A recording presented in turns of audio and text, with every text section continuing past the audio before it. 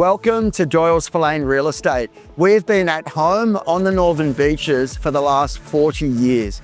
We're a boutique independent agency with a clear focus on achieving the best possible outcome for our clients every single time. Okay, welcome to DS Download number 5.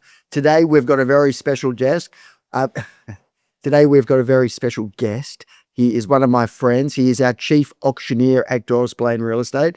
He is someone that you might know from the helicopter traffic reports over 2 decades. Yeah. And he is somebody that I've done auctions with and done auctions for our company for 15 years, I'd say. Yeah, absolutely. Mr. Vic Lorusso, welcome. Matty, thanks for having me. This is cool. I love the backdrop. You feel at home. You feel at home? You always feel at home when you're at Doyle Spillane. You do. Thank you, mate. Whether it's an auction or whether it's coming in as a client, which I am at the moment, Yes, you always feel at home. Thank you, mate. Thanks for It's having wonderful. me. It's great to have you, mate. I want to delve into a little bit about what makes Vic Lorusso tick. I've seen you operating as a fantastic auctioneer for many, many years.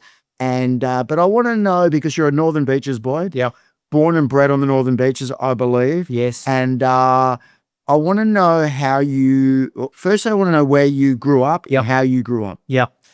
And again, thanks. I feel honored to be here today with you. And it's only, you starting in this transition in the podcast world. I think it's, and I think you've got a good physique for podcasting. Yes, mate. I've got a good face for radio. It looks great, but we're recording it too visually.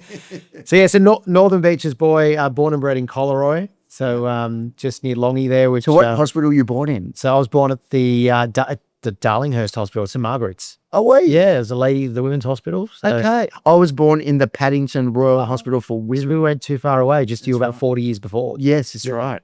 Absolutely. So you were born there. Your parents Italian? Yep. So Italian background. Yes. So mum and dad both born in Italy. They both came out here when dad was 7, mum was 4. So they don't have a really good handle the Italian language, which sucked when I was at school. Yes. Studying Italian at St. Augustine's. When I come home and say, "Can you help me?" They'd say, "Well, we don't, we're Australian." So it's, so everyone at school thought the look, the surname, that you'd be great studying Italian, and it was the opposite. So did you never learn Italian? At school, I like being around grandparents. Yeah, picked up a lot of the dialect, but not really the formalities of the Italian language. But now, such a popular holiday destination place, southern Italy. I wish. So Calabria? No, we're from Puglia, which is just it's just beautiful. So great for food, great for wines, all the culinary experiences. Puglia's like number 1. So And do you ever go back to visit? haven't been since a kid. So we went back into the early 90s. But I was meant to go this year for a break, but we had to pull that because my youngest daughter is in the Anastasia show at Capitol Theatre, and she's until July. So organization probably worked out well with everything that's happening over in the Middle East and Europe, and for fuel and aircraft fees and the rest of it. But Get on to your family shortly, but before we do, so born in Sydney, Italian parents. Did you live in Collaroy from day one? So day one lived in Cootes Crescent, Collaroy. Yeah. So just off there, Pittwater Road. Went to St Kevin's at DY. Yep. And then from St Kevin's went to St Augustine's. Yes. And then left St Augustine's. Did you leave at 16? I did. At a Narrabeen Sports High. I heard that you left at 16 to pursue a professional tennis. Yeah. Wanted to play, played a lot of tennis as a junior, wanted to pursue that. Yes. Narrabeen Sports. So my coach at the time was Kim Warwick, who was one of Australia's best tennis players, with Mark Edmondson. Both Lorusso on the beaches. Yeah. And Kim just returned from retiring as a full-time tennis player and was starting an academy.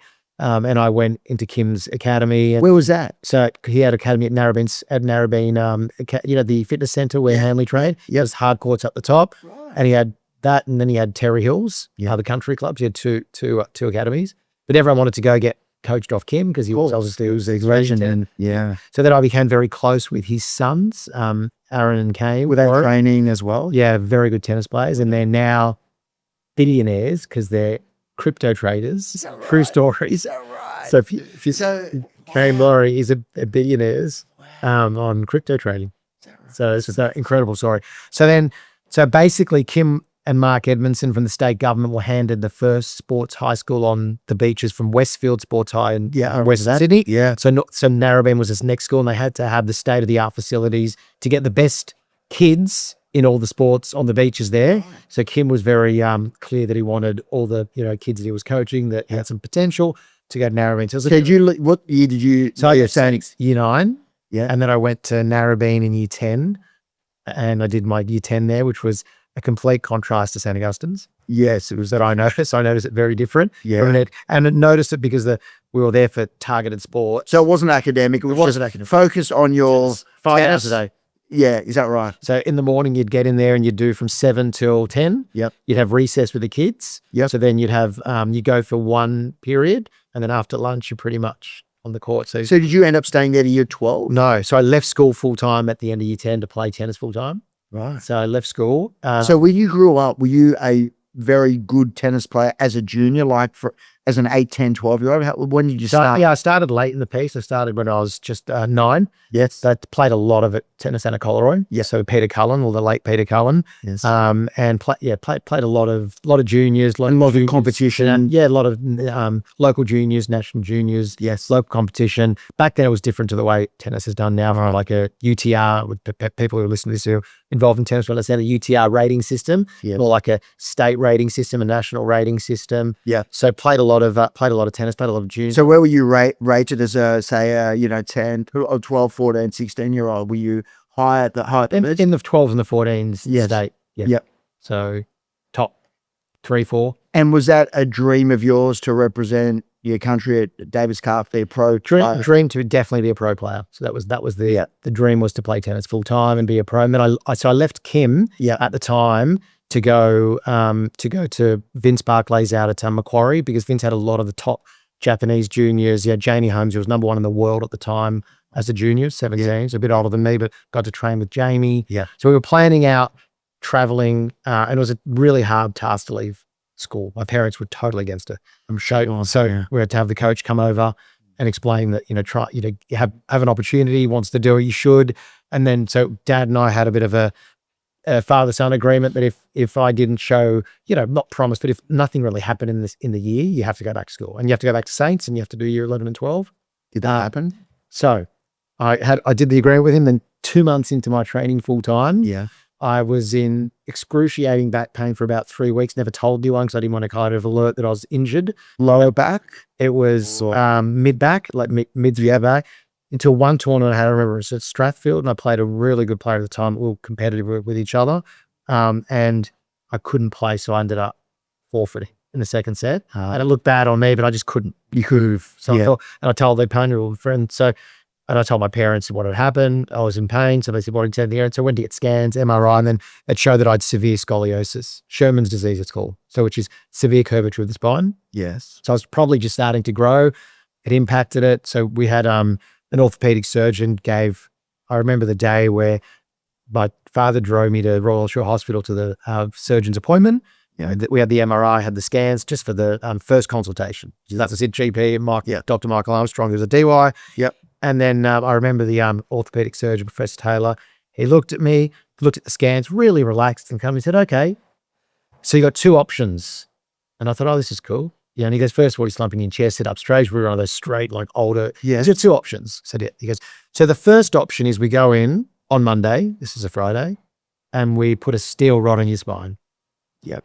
And I was like, I wasn't really comprehending. Yeah. And I was like, "It's a steel rod in your spine to straighten your spine because you're about to go through a major growth spur, and you need to do it." Second option is on Monday you come in and we get a prosthetic brace, and we brace you for 3 years, which will be a brace from your neck all the way down to your pelvis for 23 hours a day, 3 years. I don't like either of those. And I'm just like, "Okay, yeah, we'll think about it." And he goes, no, you've got 2 options. And you've got to make the decision now because it's serious enough to say if you don't do one of those options, you won't be walking by the time you're 30. So you didn't go and get a second opinion? You didn't have time? I did. I rang the GP, and the GP said, "Go and see someone else." "I've seen the scans. Yeah. The scans, their report is horrible." Yes. You guys, this guy's the best in In the business. the country. Yeah. And for him to say that, you'd be foolish. And Listen. so my tennis, inverted commas, want to be, career at 16 Was set back. shattered. Yes. But to the testament of what I wanted to do to get out of the brace, I had to 1 hour a day is all I was allowed out of the brace. So I did the brace. So you did the brace. Well, I wasn't going to go into a steel rod. That's what I thought. Yeah. I did. So I braced. I went which was awful. Still got scars to this day, but it was horrific enough that if you saw someone in that brace, you'd go, shit, mate, a really bad accident, because it was like very visual. Yeah. It was all the way down the back of my neck. It was puffy, so I couldn't wear like proper clothes. And I could only be allowed out of it 1 hour a day to shower and to swim. That was it. I couldn't do any other exercise. So every time I was out of the brace, I could only be showering or swimming. So what I did was I used to go to the Manly Leagues Club. So I went back to St. Augustine. So of that whole year was wasted. So 9 months of the year, I couldn't do anything. So I couldn't go back to school. I missed that first term. Yeah. John O'Brien, who's a principal at St. Augustine, said, it's really a waste to start water in. Or you can do some tutoring correspondence, but you should. Yeah. So I kind of worked on myself. Yep. And the work on myself was I swum 4 hours a day at the Leagues Club. Did you? 2 hours in the morning, 2 hours in the afternoon. So I couldn't do anything else. Wow. So I had the best upper body.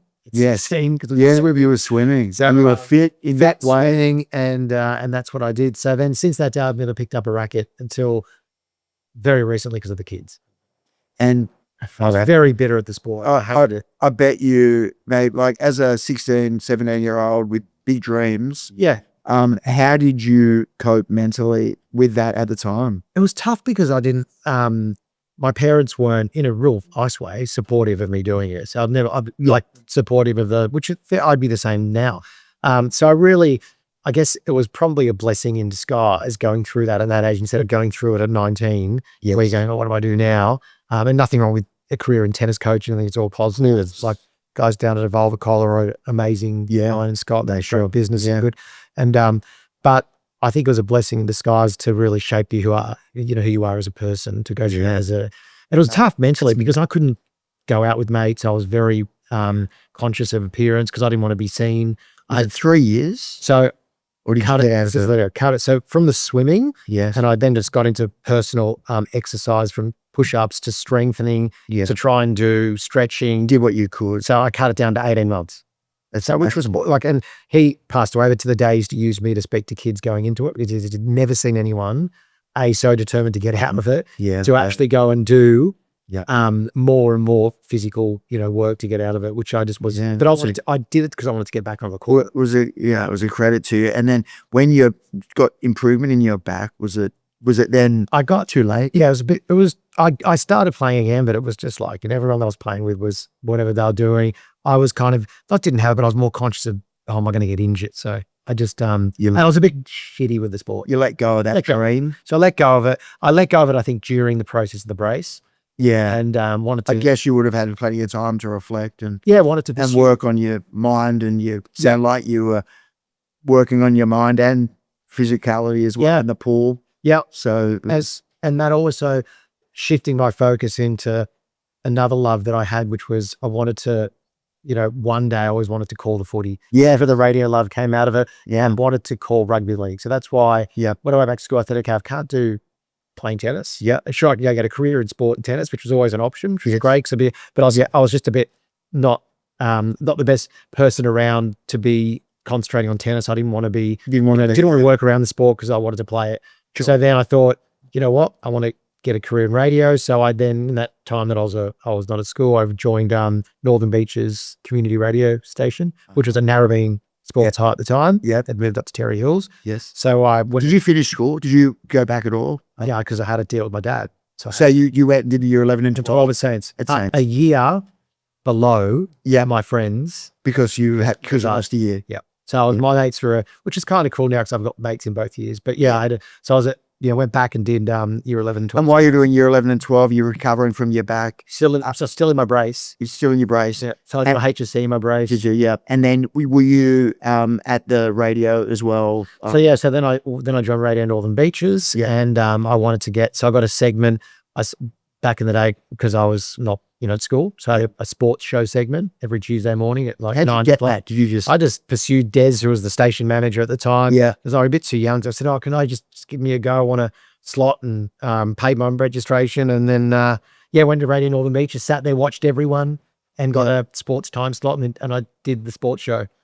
So how often was that? Was that every Tuesday morning? And the sports show was all centered around Manly. It was an NRL sport. She was a manly. You're a manly fan. Manly growing up. And that's why I loved you, because of your affiliation with Jeff too. Yeah, right. And I was so obsessed when I knew you knew Yeah. Tubes. Yeah. The first time I saw him on the street, I go, I'm not. And he goes, yeah. And I go, no, Matt Moore. Oh, you're Matty's mate. I go, yeah. And then he spoke to me. The rest he wouldn't even think of he doesn't speak to me half the time. Exactly. He ghosts me. What a lovely guy. Yeah, absolute champion. We'll get him on this podcast. You should. Actually, you need him. We'll get him on here. Manly need him too. He needs to have a mentor role at the Seagulls. Yeah, definitely. Kieran Foran's a legend, but if you get him over the top as a godfather, you're the best he will get. He would be amazing, all right. He'd be the best. And He's just there waiting. He's rubbing his hands, waiting. Absolutely. Mate, I've got it. I want to keep going down that path of the moving into radio. Yep. And then how did you get the gig in the helicopters and all of that? That's great. That's massive. Now, before I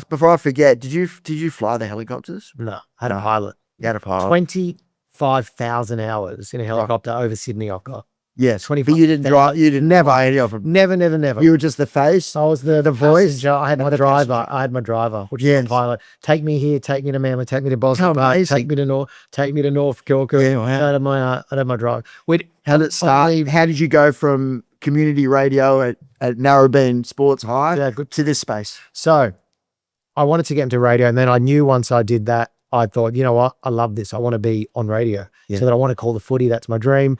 So I wrote to every radio station in Sydney, mainly 2GB and 2UE, because they were calling the footy all the time. Yeah. John Harker calling the footy at 2UE. At 2GB, Hadley on 2UE. Harks is a client of mine as well. I'll that's right. Yeah. Besides his nappy sand stuff. But my father had an affiliation with John Harker because he used to come to my dad's pizza shop at Carlingford where his parents used to live. Gotcha. Yeah. So then Dad called at John and said, hey, Vic wants to get into, and he goes, look, sure, get him to call me, because John Harker was doing 2GB. Was he on Channel 7 at the time doing sports on 7? Yes. 2GB, he was doing broadcasting drive on 2GB and calling the footy. So superstar, amazing. Oh, legend of a guy, superstar. Yeah. So I remember ringing Harks. He goes, yep. He goes, mate, no problem. He goes, me and Gibbsy, who's another curly local. She had John Gibbs on the. That's right. Right. So he goes, me and Gibbsy, meet us at. I actually he picked me up from home at Colroy.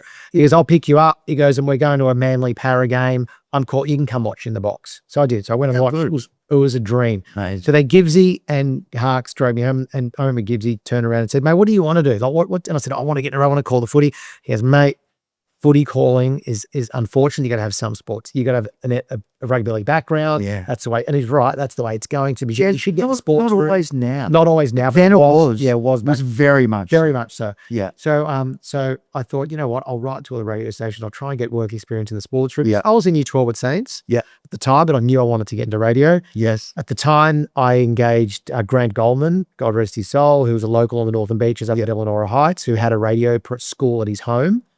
Who was friends with my neighbour, so I did his radio program. Radio, what did that course?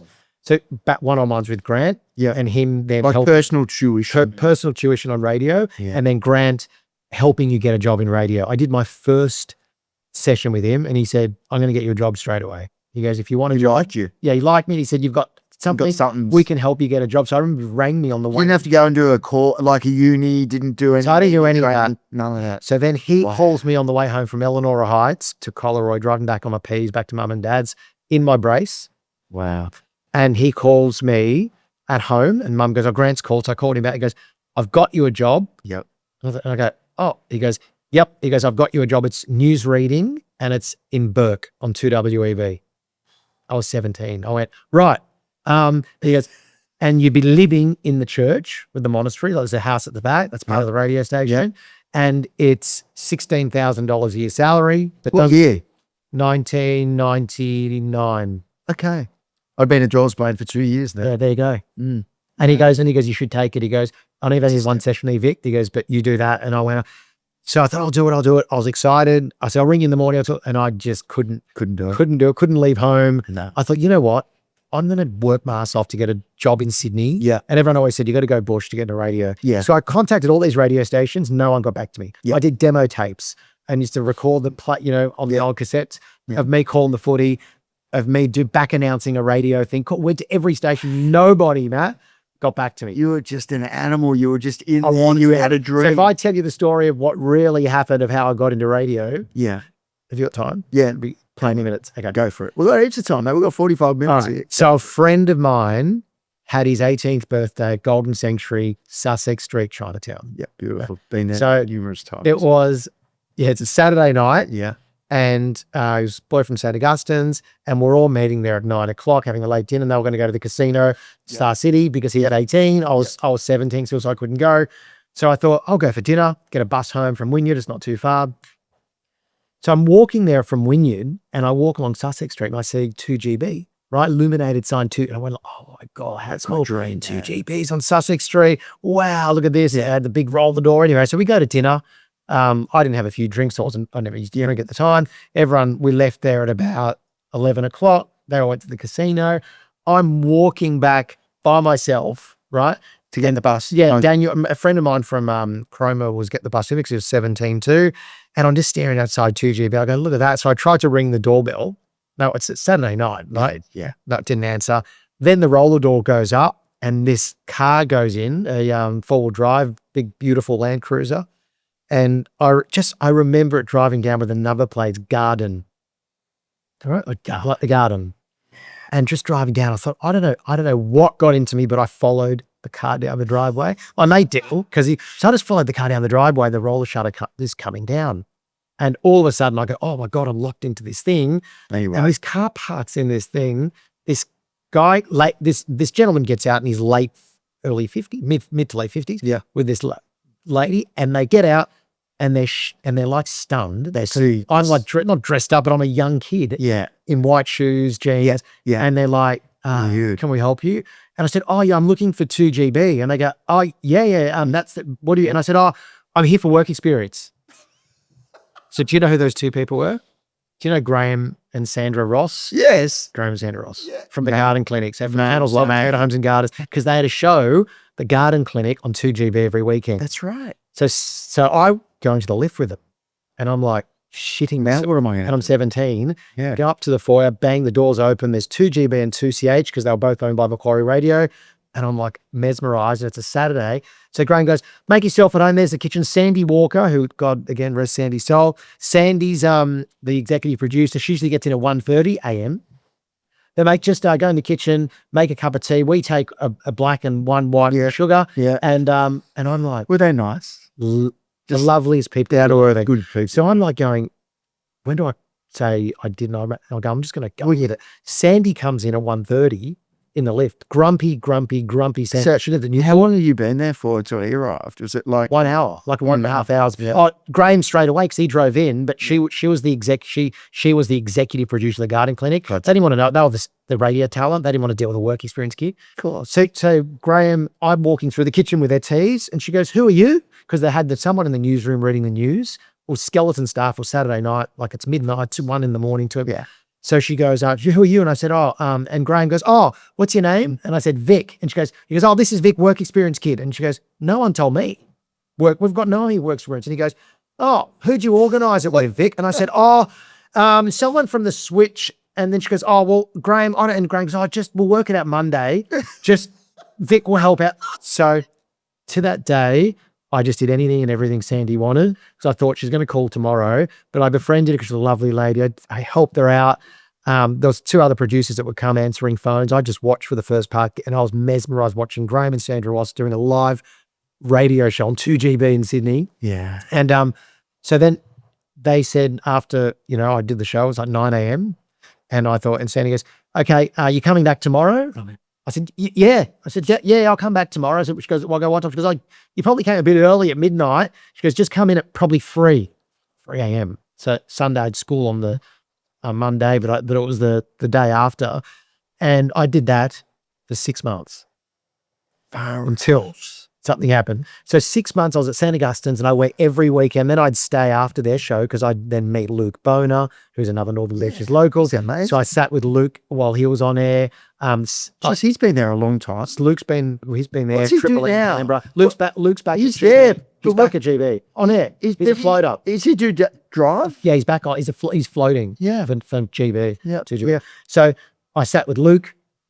Luke's the one who actually caught me out. Sat with Luke, Chris Smith at the time, who was her name, that he's still on tour. So now he was program director, a guy called Mike Jeffries, who was on Drive. So I would sit with all of them, including all the football guys. I'd sit there all day until. Who's running the football then? So you had Hadley was just coming over. John Harker was still calling, but there was a guy called Mark Warren, Ray Warren's son, who's calling. But that's when Harks was kind of leaving to GB, kind of not on the outer, but just kind of leaving GB. Yeah. So that's what, because they just poached Ray Hadley. Gotcha. From 2UE. So I just stayed there all day listening to the football. Yeah.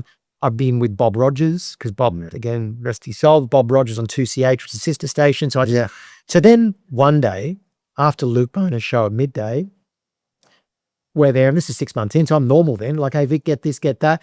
So Luke goes, hey, Vic, come in, I want to chat to you as normal. And you sit down, and he's on this old computer. He goes, I know you're not meant to be here. And just looked at me. No, and yeah, right. And he goes, so what I'd suggest is, he goes, mate, we love you here, but you're not going to get a job here because it's for oldies. You're 17. You don't suit the station. You're too young. You're great, but mate, this is an old station. Yeah. You need to be on the younger stuff. He goes, but I tell you what, there's this company starting in Australia who are pestering me to take their traffic reports for the Olympics, because the Olympics was coming up then. She goes, they're pestering me to take their traffic reports. They're an outsourced American company. They provide helicopters. They're just starting out. They bought a plane. I'll ring them on Monday and say, you're going to call them. And I'm going to say, I want Vic to do our traffic reports for the Olympics. Would you be happy with that? Because I then sit in the newsroom, do demos. I go, really, Luke? He goes, yep, I'll tell them we'll do the deal with them because it's a free. You must have thought you were like an absolute animal. Yeah, so Luke, you just sat up there for 6 months. 6 months for free. And they loved you. That's a message to all those lazy kids, including my kids, who want to get paid for, go and experience what you want to do, give your time, your effort, go and fall in love with the industry you want to be in, and don't worry about the income will come later. Absolutely. Like all that comes later. You got to do what you got to do. And so then you got this gig. So I called the owner at the time of that, the CEO from the Americans who I got his personal number, said, hey, Luke, I called on the Monday. He goes, oh, I don't know what you're talking about, because I rang straight away as I always do. It was 8 a.m. and Luke didn't call till 10. Yeah. So then I got a call back. I went to Centre at North Sydney, at Miller Street in North Sydney. It was just in the year 2000. And I went there and, did a demo for the program director at the time, and then got a job doing casual traffic reports during the Olympics, midnight to dawn. So 12 a.m. to 6 a.m., which there was no traffic. Everyone thought there was going to be a ton of traffic in Sydney during the Olympics, and there was nothing. There wasn't. And I did it for GB at the time. And then the rest is. So then. And that company was. Then you're on TV. So that company is called the Australian Traffic Network. Was called the Australian, which you're now the CEO of. Yeah, well, now the CEO. ATN. No, I'm CEO of GTN, which is Global Traffic Network, which runs Australia, Brazil, Canada, and the UK. Is that right? Yeah. Before we get to that, I want to know how you. So I'm still at St. Augustine's at the time doing my HSN, doing all this other stuff. And I knew I didn't want to go to uni. Not that I didn't think it was for me. I just thought I want to get in radio, and I've kind of got an in.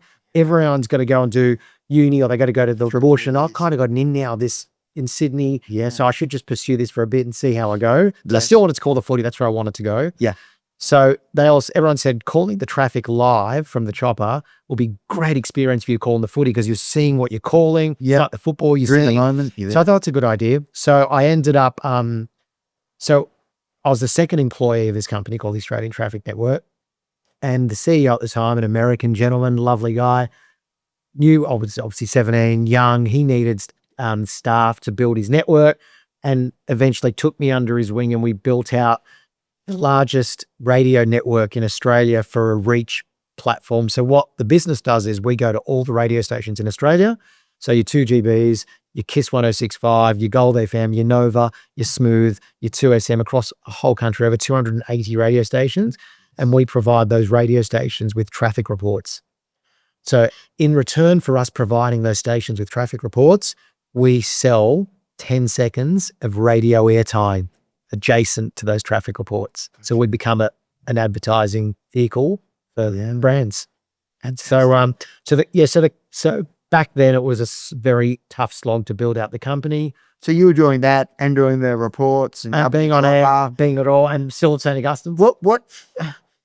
And then you finished at school, obviously. So I finished your age. Did you do any good? Do you know, you're not going to believe this, but to this day, I've never opened up the envelope, and back then, yes, everyone, most people here are listening, but envelope sent for your TR. Yeah. I've never opened it. Yeah. And I had it always at home, but I think Mum have been done once up the spring clean, thrown it all out. But I never opened it because I didn't need it. I heard your parents opened it, you got 95. Yeah. No, but it's 9, when they say 20 and under, I would have got, no, look, I tried, I was never the academic, but I definitely gave 1,000%. Now I look at it and go, I was definitely never the academic at school, ever. I love communicating, love talking. Yeah. But now I find myself CEO of a public listed company on the ASX. Yeah. And wow. That's a meteoric rise. How old are you now? 44. You're 44. I started with the company at 19 and I'm still there. You're still at the same company. Started from the... And you've just evolved, you've grown. So you just learned as you went. Yeah. And you're self-taught. Self-taught. I only go one way in that company now, and that's out, because I've got at the bottom job to the top job. Yeah, that's pretty inspirational. Anyone that is a young man at school and they've got dreams and it doesn't go your way, a lot of people curl up in a ball and think what went wrong. They blame. They constantly wish for something else. What you did is you pivoted. You transmuted the pain that you're in with your back and what you couldn't do. You had another dream. You went around it like a gun salesperson. You actually went above and beyond. You worked hard, you were diligent, and now look at you. It's actually amazing. With regard to you meeting me, I know with all of that work that you were doing on the radios, on the TV and everything, then you started to auctioneer. Yeah, I had a passion for it. You had a passion for real estate. You had a passion for auctioneering. You had a passion for sports, you had a passion for radio, yeah. But in terms of, I remember I had an auctioneer because I started my auction career at Rain and Horn, and there was a guy that we used to use within the company. And when I came here, I just started using him, and I was very loyal to my people. That's what I was like, no, I got to go. And you kept ringing me. And like, I wasn't doing a lot of auctions. We were doing a lot of private trading. I just like talking to you because we're locals. But you would ring me and go, Matt, just give me a chance. I'll do an auction. I'll do it cheap. I'll do it free or whatever. Just give me And I'm like, one day I rang my guy and he couldn't do it. They go, all right, you've got to. So I went, mate, you've been pestering me for a year. You were ringing me for a year. And I don't know what year that was, but it was early 2000. It would have been 2007. Was it? So I'd been here since 1997. I was 10 years in here. And I was going, who's this guy? Vic Lorusso. I've seen him on the radio. I've seen him on TV. What's he doing auctioneering for him? Would he be any good? And I've gone, I'm going to give him a go. And I remember you came to this auction and I was like, far out. That's the best auctioneer I've ever seen. I actually was like, wow. And then I said to myself, and I said to the team, we've got to use this guy. He's unreal. He rang me for a year. He was persistent, but such a nice guy and a good bloke. And I went, I'm going to keep using him. And I used you and I used my other guy sporadically. And then I had a mate of mine who had brain tumor, God rest his soul, Witty. And I asked you, I said, mate, I needed a good auctioneer for the benefit through the Men of League. Yeah. And my wife organized with a group of people a fantastic night. And you did all the auctions. And I said, I looked at you doing that, mate, with such compassion, with such class. And I went, he's going to be my guy forever. We're friends. He's going to be my guy forever. And mate, we've been mates ever since. And that was probably 12, 15 years ago. And I still remember that. And I've gone, and you've been my auctioneer ever since. I've only ever not used you once in that whole time because you were away somewhere and I needed someone and I regretted it. And then I've never not used you. But you know what, Maggie, that's why from, the way you operate your business and yourself as a human, and I publicly say it also, it's a credit to the success of the business because you treat everyone as, and I'm saying as an auctioneer when behind closed doors, when I always speak to vendors and buy, it's the same conversation. And it's always respectful. Yes, you're there for the owners and you do an amazing job for the owners, but you've also got the buyers in mind and you've got that conscious thought of the buyers, even though you're trying to get as much, but you've got that respect, which the trust leans into them then opening up to try and see if I got, and that's a hard, but that's just you as a natural person, right? So even when I kept calling, I remember it was more because of the conversation, and I was learning every time I'd call off the business, but the loyalty too is huge. I mean, just look at you, your staff, your tenure. Yeah, it's amazing. It's amazing, It's great. And I think the loyalty is a big thing. Like I've got my auctioneer, I've got my stylist, I got my photographer, I got my videographer, and nothing's really changed in the last And you don't need 15 years because they're my people that I love, that I trust, and we look after each other. Yeah. And I know that you're going to do the best job Yep. that you can. We've got great synergy in an auction room Yep. or at a property where you can read the play. We know when to nod and when to, Yep. what we've got to do. And the whole We've got to team do it. too. And it's like, it's, Yeah. it's the team know everyone game. Yeah. And we call it games days. Like, Okay. you guys do all the work in the lead up. The auctioneer should never get all the credit. And unfortunately, when the hammer goes, like if the vendor, which 9 times out of 10 Yes. is always excited, it's always, the setup. If the auctions aren't set up correctly, True. which every time we take a property to auction, Yes. it's set up. And I know unless something, and something can always happen, someone doesn't turn up on the second, but 9 times out of 10, if you're going to a mat auction, it's going to be an auction that's great. It's going to be well contested. The buyers are going to feel like everything they're being told is right, which it always is. Yeah. And the vendors are going to be in line. And 9 times out of 10, plus we sell. Like, We do. because of that factor. And Absolutely. could talk about a lot of it times where we're just discussing it before that, you want to align yourself with people that are out there with your same beliefs, values, which is So forth. important in the stages that we're in. Absolutely. But it's been interesting because I look back on it now and go, I actually got into the industry because I love being on air, and I've morphed into it. I'm still on air. Difficult to come off air, not from me. So you're on air, you're the CEO, you're a father of 4 children. Yep. You're happily married, father of 4 children, CEO of a company, auctioneer on a Saturday, sometimes on a Wednesday, Thursday night, sometimes on a Saturday. It's a nice. So you probably work 60, 70 hours a week around everything else you do. And like people talk about work-life balance. You don't have any, do you? That's probably what I'm struggling in life. Like definitely a work-life balance. Yeah. Like I'm up at 3:15. What do you do? I- Tell me about your day. it's- Tell me about the day of Vic Lorusso from morning to night. So exercise every day at 3:15 a.m. because I've got to be, in the workplace. How long do you five. exercise for? 45 minutes. I'll try and do That's either plenty. bike or treadmill. There's push-ups, sit-ups, stretching. So, and I'll do that every morning. Yeah. And I find mornings are so much better for me because it gets me in the right frame of mind, but also because I don't like getting out doing things if I haven't exercised. I feel a bit grumpy. Yeah. But I was finding myself now at night because we've moved temporarily down to Colorado, which is back to where I belong. Yeah. So that back to it's so close to the headland. Obviously, you're on the headland. Yeah.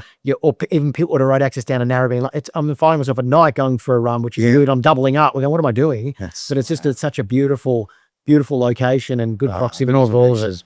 it. It's the best, but it's hard not to fit in an exercise session and have it for me. And I remember when I used to text you early, I knew that if I text you, you reply. So many people I can do is because you're out there doing your meditation, you're doing your exercise, you've been a big same. It's you in the same frame of mind. I have to do it. I find that if I don't do it, there's something missing in my day. Yeah. And sometimes What do you do, man? Well, I do a little bit more. I did 20 years of martial arts and most of it was in the morning. So sweaty guys choking you, arm barring you, getting knocked. And that wasn't fun. I used to call it my scheduled suffering.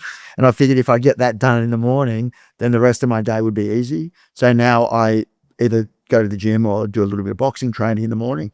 I get up, I meditate, I either box or I do my strength work. And then I get to work about 8:30. But you start work a bit earlier, right? Yeah, so I'm in the office after 5:15 at North Sydney AM. Do you have to be there for the early morning traffic? On air reports, but it's the best time of the day. Yeah, it's beautiful. Isn't it? Golden hour. Golden hour. It's beautiful. No one's around. Yeah. No one annoys. You're not being from an orbit, as soon as everyone's in the office, you feel like you've done half a day. You've gone through everything you need to go through. So you're open for the rest of the day. Yeah. And I feel like if I'm not on air enough, I get in at 8, I feel like I'm stressed because you haven't had that 2 or 3 hours of the day to do yourself. So is exercise non-negotiable? Not negotiable. I try and have Sundays off, but I'll still walk the dog, play with the kids. So I'm doing something, but generally it's definitely Monday to Saturday. And you're at work all day? All day. Yeah. What time do you knock off? Generally? So I've made a pact this year because I want to try and get home at a really good time for us to be present home and get the kids from, because the girls go to Kirribilli and I'm at North Sydney. So I'll try and most days pick the girls up from school, 2 seconds from the office and then come. It's difficult every day to do it, but I'll try and do it 2 or 3 days a week, which is, but usually, last year, therefore you finish it later and depends. You've got, some stuff on at night auctions or whatever, but generally early in the piece. I've tried to. And then you do auctions some nights? Saturdays? Yeah, some nights, mainly Saturdays. Mainly Saturdays, the odd midweek one. Yeah, midweek ones and look, doesn't matter when, as we know, you could auction at 2 a.m. on a Sunday. Look, and if you want to buy the property, people turn up. Exactly. Sometimes they're at 7 at night. Sometimes they're at 8 in the morning. We find sometimes people are like, oh, is 9 o'clock too early? And I'm like, the best time. Someone wants to buy a property. They go to work and they make it to work by 8:39 their whole life. They want to buy it. They get their home. Why are they not going to come at 9 o'clock? Oh, I was going to come, but I didn't wake up. Well said. I missed my alarm. Well said. It's 6 o'clock at night. Well, if there's a wedding or something, I get it. They can get a buyer's agent to bid on their behalf. They can make or a friend, or they can make a pre-auction offer. Yep, exactly. So there's no reason. And during COVID, that taught us a lot. I mean, we'd sold so many properties that we didn't have live auctions. We had them online, or we sold them prior. So people kind of get used to it now. Yeah, and it doesn't, and as long as you're fair running the time process. But I think now auctions with a deadline, like with the date at the moment, to maneuver around buyers' behavior or whether it's finance, that you can be flexible with. You can be flexible, but I love the fact that what I like about auctions is there's an intense 4 to 5 week window of energy where you've got all your preparation done, your marketing, your energy's up. It's an intense 4 to 5 week period. There's an end date. There's a possibility to bring it forward and sell it early if you've got multiple buyers. You got an opportunity to sell it at auction, or on some occasions, the next 2 weeks after or 3 weeks, you might need a little bit more time.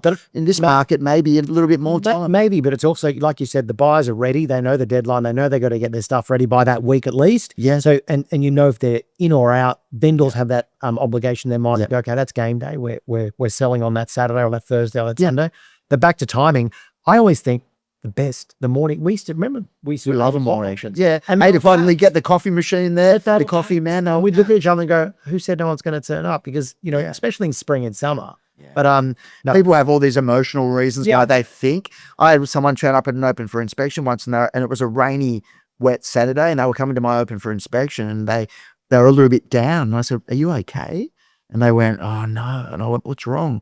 And they went, "We're auctioning our property at 5 o'clock today, and it's raining." And I went, "Oh, cancel it." And they looked at me, and I went, "Oh no." And I went, "I'm just joking. I don't think I've ever heard someone not turn up at an auction because it was raining. Crazy. Don't worry. If it's raining and they want to buy the property, they'll bring an umbrella, or the auctioneer will probably have it inside. Isn't it? Don't stress." Oh, thank you, Matt. It is so. I rang them and they sold, and they bought the property that they were at my open house at. So it's interesting. People get worried about, is it too early? Yeah. Is it too late?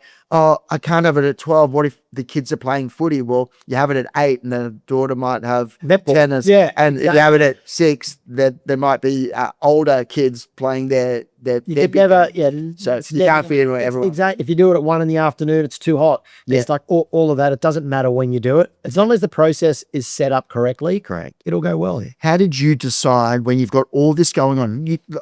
I'm trying to rationalize this. You're a young guy. You've got a very big job. Yeah. You've got a family. You've got a growing family. Yeah. And you don't have 1 or 2 children. You have 4. Yeah. What made you, after having a successful career, successful family, go, now I want to do auctions on a Saturday? So what the hell happened? So during the radio tenure in the first three years, did a lot of breakfast radio traffic. So started to get, a lot of involved with personalities at the radio station. Channel 10 came onto our networks. I started doing Channel 10, and a lot of charities at that time then want a lot of the personalities to come to their events. Yes. Which, I was new to all that. And I thought, wow, this is a good way to give back on how can we give our time back? How can we do that? So they used to invite us at a table, have a few drinks. And I thought, well, I'm not doing, it's a bit of, I'd rather do something. What else can I do? Can I volunteer? And they'd say, yeah, you can come in. So I used to go volunteering while I was working. So I'd be You've always been great. Yeah, so I'd be as a kid volunteering. I loved it. Yeah. And then the Channel 10 used to sponsor the Ronald McDonald House charity. Yeah. And they were the major sponsor, the gold sponsor. So I got invited to the tables, myself, Sandra Sully, Ron Wilson, Jessica Rowe, Natasha Belly, all the big, Tim Bailey was there, all the big 10 News guys, and they invited me to come on, which was awesome. John Campbell, the national news director, the big boss of 10 was there. Yeah. So we're sitting at the table, entrees are getting served, having a few drinks. The organizer, I still remember, with a black little microphone headpiece, runs over to the table and goes to John Campbell, John, I've got a problem. He goes, what's wrong? No, there's never a problem. What's wrong? Yeah. The auctioneer's called in sick. And I'm just still eating and everyone's eating. And he goes, oh, Vic will do it. That's okay. Vic's an auctioneer. And Were you an auctioneer at that stage? No, I was a traffic reporter. Like, I was like 20. He goes, Vic's an auctioneer. He'll do it. And I just laughed and I said, yeah. Oh, great, Vic. Thank you so much. You saved out. Then I'm like, and John looks at me and he goes, mate, and this is a 70-year-old guy. He goes, just quote unquote, just bullshit like you do in the chopper. Quote unquote. And I went, oh, okay. So what you're saying is you tell people there's no traffic when there is. Well, that's probably what he implied. So after that day, I did charity auction. Yep. Ronald McDonald House. To this day, I do all the charity auction. So they said that was amazing. It was like entertaining. Everyone knew who you were. Yeah. As a real estate group, came over and said, "Can we? You'd be great doing auctions." Yeah. And I said, "Oh look, I'm really happy with me. It's great. They're a sponsor of the station, so they kept in contact." Then they offered me a job, plus doing the course. I hadn't had my license for 1 day a week, and it was more than their auctions. Yeah, and it was more than I was getting at the radio station. Yeah, right. 1 day a week, and they said, "We'll put you through the course." Yeah, it's just you got to do Saturdays. And I'm like, and you can still do your job. And I went, oh look, but Dad was always into real estate, dragging me onto auctions as a kid. Yeah, I loved real estate. Always loved. Interesting. Loved it. I loved it. I always say now at St. Augustine's on Careers Day, I remember I went down to an office down at DY because I was thinking I could do real estate. Like I loved too it. late, man.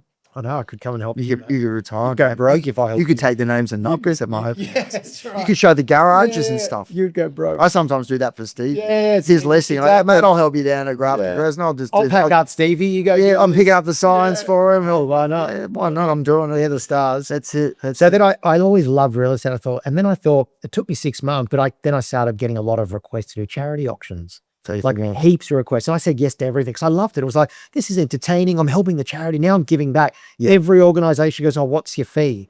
And I said, for what? And they said, for that. I said, well, that's zero. Because they go, oh my God, we never get anyone in media who doesn't charge. So I think that's why I got all the requests all the time. Cool. But I said, that would defeat the purpose. Why would I go and give my time doing the auction charge if I'm there to raise money for the charity? Anyway, yeah. So I did all the charity That's stuff. why we love you. Yeah, but then I did 6 months. I thought about it. Yeah. You know what? I used to go to every Saturday to go to auctions in different areas. Just to watch. I used to love watching. Yeah, yeah. And I was thinking, oh God, they're not entertaining. They're a bit grumpy and they're older. And some of them are rude and they're really not nice to people. I was going, I'm going to be nice. So then I studied. I thought, you know what? I'll go do it on the side. Something that doesn't impact my media. Did you do the one from the organization? Yeah. I went to, it was a company called Tribeca. Right. And I paid, to do correspondence. Yeah. It took me 18 months because I did it at night. To get your license. So certificate of registration. Yeah. Then I did my license because you need to be licensed real estate agent. That's right. So then I worked for an office and I did this intentionally. Yes. Only Saturdays. Yeah. I worked for an office called Joe Mandilli in Sutherland Shire. The reason I did that is because I didn't want to do it on the big site because it was in my area. Yeah. And I thought so every Saturday I'd drive down to Blakehurst. All right. And I do. You weren't busy enough. Yeah, I know. So I do Saturdays and I'd follow. Did you get Katie yet? Yes. Yeah. That's exactly. Just so much going on. So all right. I really was determined to. You were determined and you had this career and you were studying and you had a young family and it was all happening and you just. Then I wouldn't have met you. But I know, but you're still going, mate. Like you still got the energy of an 18-year-old. You're still going strong. Yeah. Like you always think, So, mate, we've touched on so much. We haven't touched enough about your family. Yeah. Tell me a little bit about your family. Yep. You've been with Katie for a long time and you got 4 kids. How old are they? Tell me something. Yeah. So 4 kids, Nick's 16, Bella's 14, Vitor's 9, Vitor's 11, Ariana's 9. So they're all, very unique, great in their own way. Yeah. And where are they at school? So St. Augustine's the boys and Loretto the girls. Loretto the girls. That's true, Billy. Yeah. So I say it's back to where I was. Yeah. Just good kids. Just want to bring tennis players, dancers, two of them are tennis players. Yep. The youngest is Ariana's doing. She's doing well in her dancing. Singing. She's in the current Anastasia at the. That's amazing. Like to get that sort of role, she must be excellent. Was she always a good dancer and entertainer? She was always loving dancing, but singing's just come in the last year. I'm so proud of her, and she's doing she her first musical was Annie last year at the Cabaret Theatre. So that was phenomenal, and she got that at 8. So so now there's a second musical at 9. So she danced and performed at a local at Brookvale, at Elite, Elite. yeah, Yeah. and then she's got a They do schooling there, don't they? yeah. Yeah. She's at me for it. I said, no way. No. Not that there's anything wrong with it, but Yeah. I'll Not good. concentrate on education. Yes. Not like you didn't. Exactly. Yeah. I know. So that's why the kids go, well, you didn't go to uni. It's not about that. You don't know what you You hardly went to school. Yeah, exactly. Exactly. You went to 2 different schools and you wanted to play tennis and you got into radio and now you're running a corporate company without a uni education. How does that happen? Was it just longevity and learning on the the business is a unique business, longevity. Said we're a public company on the ASX, but I'm learning every How long have day. you been CEO then? So CEO of the Australian business for 3 years. Yeah. And CEO of the global business for 4 months.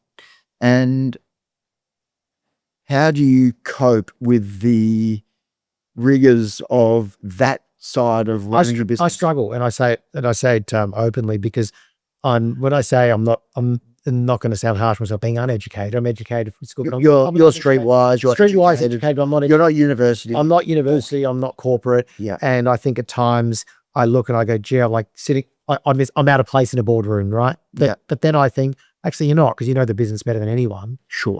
You've been here since you're 17. Yeah. You know back to you know where it needs to go. You know the levers. You've got 280 staff. You're people first. It's always about culture, respectful people. Yeah. So you're a leader on that part, and you just got to have really smart and good people, which I do, around me to help me with every part. But it's a collaborative effort, and it's always not one person. So Do you finish on a Friday afternoon and go, oh, no, it's not an auction. I know that's my point. Like Friday afternoon, people are going to the pub, people are going into the city after their work and they're having drinks and they're preparing for the weekend. So you've got the right to do that, plus spend time with your family on the weekend, but you choose to do the auctions. Yeah, man. And you sometimes start at 8 and you finish at 6. Yeah. And auctioning all day on a Saturday. Yeah, and I'm now, coming these last 2 years, very selective. Yeah. I say openly selective of who I work with. Yes. Selective of what I do and how I do timing for auctions now. Yeah. Before, without the kids, and 5-6 years ago, sure, I'd go to Warunga, I'd go to Turramurra, I'd go to Linfield. I don't do that anymore. I'm very, I actually reject more than I take now, which I'm happy with. Like and not say reject nice. No, it's like, I don't do. Yeah, you can't do it, or you do. Yeah, I don't want to travel to Yeah. Turramurra. I don't want to travel at all. And I'm the same. I've been here now for 29, coming up to 30 years. And I used to have a big volume business. My business now is more selective, like past clients, picking and choosing who, I've got really good synergy with, who I'm going to enjoy working with. Every now and then there is a challenging client and I choose to take that one on.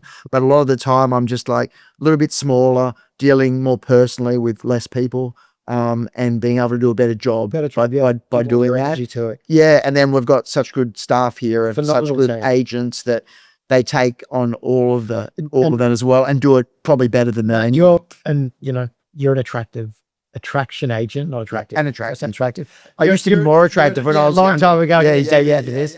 You're an attraction agent. The attraction to you is obviously everything we said before. It's Yes. unique and not everyone has that. People can smell commission breath coming from a mile away. And I say that's, I've seen you do deals where you hand back to, but you are a very supportive. Thank you. But you've also got an amazing team that helps you do that. Right. And they're all learning because they're all the same. Like you look at Steve in your team. I know Steve for forever and they grew up the same street. Yeah. And Steve's a mini you, which is awesome because it's so good that he's so successful, but he's going to continue to be that. Yes. Working under you, He's with you now, working next to you. And then we've got Angelo's amazing, Monica, and we've got Mel.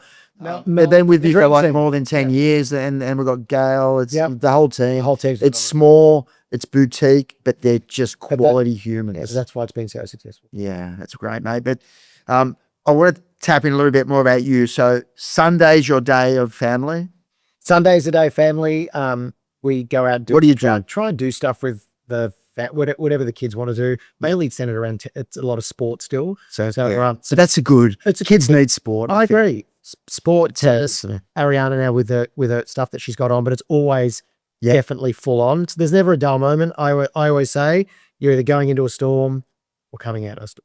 Absolutely. But, and mate, you're an amazing mentor for them. They've seen how you've become very successful with great energy, Yeah. hard work, not giving up, respect, being kind, being decent, being authentic, and just tenacious. Yeah. Yeah. Like, you were tenacious when you were pestering me to be an auctioneer. I'm like, mate, I've got my people. You're not it yet. You had one opportunity, and then I was like, he's my guy now. Yeah. Like, it's amazing. And you You're know just what? great at what you do. And I'm honored to have your friendship and be the Thank you, opportunity mate. to to work with your team. We have a laugh too at the auction sometimes. We do. It's good. And, Because people see that and they get Yeah. relaxed. Yeah. We always relax the room because the main thing you want to do is relax people. And Yes. when we're relaxed, people see that and they can, it's never relaxing, Yep. spending millions of dollars or trying to That's right. buy something or sell something, but we try and make it as relaxing. What do you think if you were a vendor and you're watching this and you're thinking, do I auction my property? Do I do a private treaty sale? The market's a little bit challenging at the moment because of what's happening in the world, interest rate pressures, cost of living, etc. So maybe it's not a good time to auction. What would you say to those people? No, I think it's always the process you need to go through. You get a few bites at the cherry when you're looking at the auction process. Yeah, we said before. And I think you've got to trust your agent to take you down. I think the selection of the agent criteria, It's the most important. so important. Yeah. And I say that and I hand on heart because I see so many that don't, and there's hundreds of thousands on the table. You need to be so clear, precise, and tight around who you want to use when I say with the criteria selection. And I think you need to take your agent's going to have a lot of intel on that. But I'm a big auction fan because it's transparent. You get the buyers in a room. You can always go private treaty after the process, but you get an opportunity to really maximize the investment. And it doesn't matter in good, bad, or indifferent market. The process works really well. And we've always done auctions with one buyer, right? Yeah, we have done multiple auctions with one buyer. And what I also find is that we normally find a situation where if buyers and sellers are a little bit nervous about it, I think for the buyers to be able to see another person in the room bidding against them gives them confidence that they're buying. That they're buying good property, exactly. And that's important also for the transparency part. So if there's only one buyer, we're always up front and say, you're the buyer here today. It doesn't mean there's not other buyers, but today, this moment, you're the buyer. If you want to buy at the vendors here, we can talk. If not, it's totally fine. We'll just put a price on it among us. And we've got other buyers, which is always a buyer for the property. Unreal. Vic, I'm going to round off because I know you're extremely busy, mate, but it's been an absolute pleasure knowing you for the last 15, 20 years. Friends for life. Friends for life, definitely. I can trust you. I can rely on you. I know you're the sort of man that I'd want in the trenches with me if times were tough. Likewise. And of you. Mate, yeah, thank you, buddy. It's massive. Oh, yeah. Seriously. Come on, mate. Every time I shake your hand, I go, oh, that's the finger. But mate, in all honesty, mate, you're absolute credit to the profession of real estate. You've grown up on the Northern Beaches. You've become a success, self-made success, not without mentors and people that have helped you along the way. But none of that would have happened without your tenacity, hard work, energy, and who you are. So I want to thank you for who you are. I want to thank you for being our friend and the best auctioneer in the country. Love working with you. Thank you, mate. Thanks for having me. Congratulations on the podcast. Thank you, mate. Well done. Thanks for being here. See ya. Bye.